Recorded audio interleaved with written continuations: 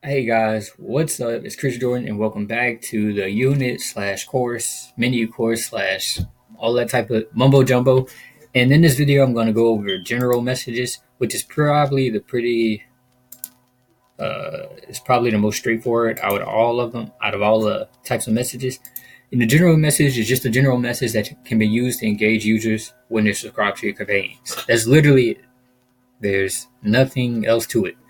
You create a general message. If you want to send out a notification, you're going to need a general message to send it out. If you want to send out a marketing message, you just go to general messages, set it up, then go back to campaigns and send it out. Or you can go straight to campaigns. And if you don't have a general message to send out, it'll have you create one and then send you back into campaigns when you're done. Pretty simple, straight to the point. It's pretty easy. So that's it for this chatbot mini course training or whatever. It's pretty simple. Those are just the basics of everything.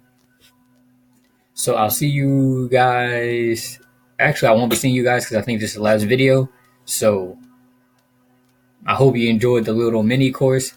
I try to make it as basic as possible, straight to the point as possible. I don't want to spew on information for no reason. But that's pretty much it.